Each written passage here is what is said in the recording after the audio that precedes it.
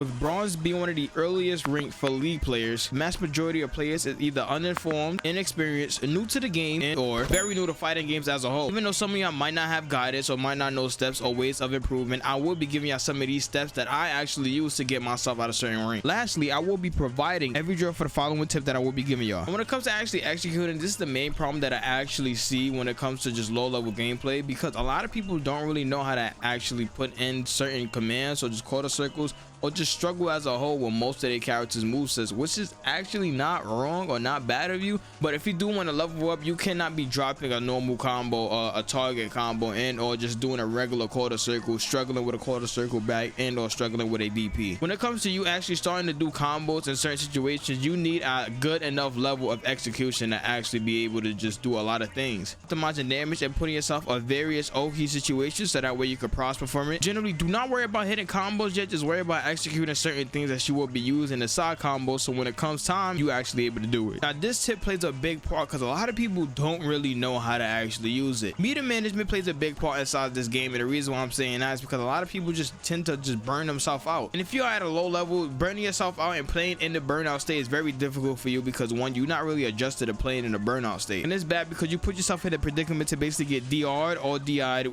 DR into DI, either combination, because it's very difficult to stop those, especially on burnout. Do not be drop impacting every chance you get just because you have bar. Do not be drop rushing just because acting like somebody's not gonna tech it, and do not be pressing parry at bad times to where you are able to actually get grabbed and or thrown for it, and it takes a chunk of damage. I think it takes like 2,000 or 2,400. And when it comes to jumping, certain characters I will give an exception to jumping, like for example Cammy. I literally have to jump in order to dive kick. That's part of my tool and that's part of my pressure. There's different ways to actually use it or just implement it inside my game plan, but there's different ways for me to actually jump up in the air. Most of the time at low levels, people just jump up in the air, frankly, because it's an easy overhead if the person is not anti-airing. But sooner or later, if I actually implement this into your game plan and get this bad habit out of the way when it comes to climbing range, you will actually know that jumping is very bad, especially if you're playing against somebody like me and I know that you're jumping a lot and you are jumping in my range. I'm just gonna jump and just air grab you. Now this goes to being tied with jump is because if you're not anti-airing, that's the reason why they are mainly jumping, which is like understandable. Some people's out of range to anti-air, but some people are in range to anti-air, and when they are actually in the range of anti-air, and that's when you actually have to anti-air. When it comes to that, a lot of people just don't really know their options, which is understandable, but you just have to know your options. Like for example, for Cammy, back medium fist is, you know, a anti-air. For Cammy, a light DPs as a whole is anti-airable, and my crouch and heavy punch, which is very difficult. But you have to lab these certain options against certain jumpers, because if you don't, you will be getting smoked by a lot of jumpings. You do have a air grab, like I said, you can also anti-air with that depending on the move. Now for the execution drill, what you basically want to do is find one thing that you having a problem doing, which I'm going to say is cannon strike and spiral arrow. And I call this the Justin Wong method. What you want to be doing is implementing and doing the same command 10 times on each side before you actually switch to the next one. What you want to also do is record the bot walking back, because when he walk back long enough, you could just keep spamming the same move. If you do mess up on the 10th try or the 9th try, you have to keep going until you hit 10. So 1,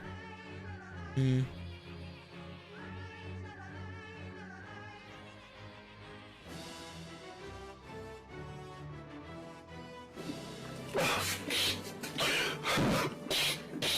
when it comes to the other side, you just keep doing the same thing. This is one of the anti-air drills that I have been using. So what y'all want to do is just go inside training mode, and with this bot, right, you want to record the bot and do wake up options, right, and then off wake up, and on wake up I'm actually learning this. What you want to do is do a backwards jump, vertical jump, and forward jump. When I actually get a knockdown, the bot will jump, and when he jump, I just react to the anti-air possible.